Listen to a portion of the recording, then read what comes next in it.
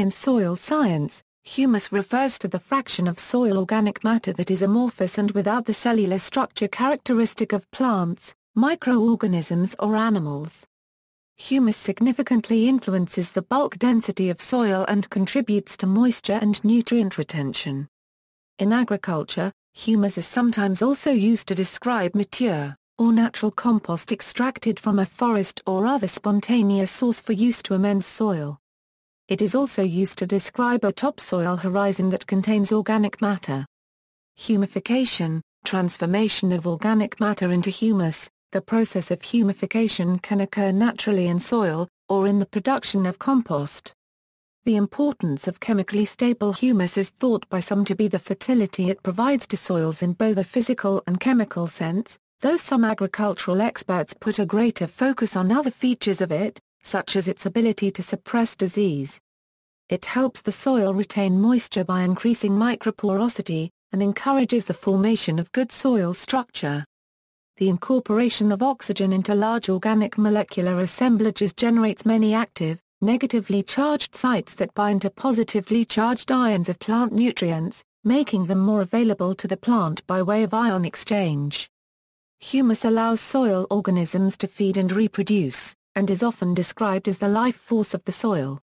It is difficult to define humus precisely. It is a highly complex substance, which is still not fully understood. Humus should be differentiated from decomposing organic matter. The latter is rough-looking material and remains of the original plant are still visible. Fully humified organic matter, on the other hand, has a uniform dark, spongy, jelly-like appearance, and is amorphous. It may remain like this for millennia or more. It has no determinate shape, structure or character.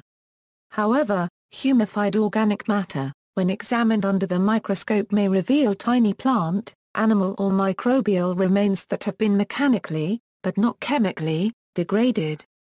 This suggests a fuzzy boundary between humus and organic matter. In most literature, humus is considered an integral part of soil organic matter. Plant remains contain organic compounds, sugars, starches, proteins, carbohydrates, lignins, waxes, resins, and organic acids. The process of organic matter decay in the soil begins with the decomposition of sugars and starches from carbohydrates, which break down easily as detritivores initially invade the dead plant organs, while the remaining cellulose and lignin break down more slowly. Simple proteins, organic acids, starches and sugars break down rapidly, while crude proteins, fats, waxes and resins remain relatively unchanged for longer periods of time. Lignin, which is quickly transformed by white rot fungi, is one of the main precursors of humus, together with byproducts of microbial and animal activity. The end product of this process, the humus, is thus a mixture of compounds and complex life chemicals of plant, animal, or microbial origin that has many functions and benefits in the soil. Earthworm humus is considered by some to be the best organic manure there is. Stability. Much of the humus in most soils has persisted for more than 100 years, and can be regarded as stable. This is organic matter that has been protected from decomposition by microbial or enzyme action because it is hidden inside small aggregates of soil particles or tightly attached to clays. Most humus that is not protected in this way is decomposed within 10 years and can be regarded as less stable or more labile. Thus stable humus contributes little to the pool of plant-available nutrients in the soil, but it does play a part in maintaining its physical structure. A very stable form of humus is that formed from the slow oxidation of black carbon, after the incorporation of finely powdered charcoal into the topsoil. This process is thought to have been important in the formation of the fertile Amazonian dark earths or terra preta do Indio. Benefits of soil organic matter and humus. The process that converts raw organic matter into humus feeds the soil population of microorganisms and other creatures, thus maintains high and healthy levels of soil life. The rate at which raw organic matter is converted into humus promotes or limits the coexistence of plants, animals, and microbes in soil.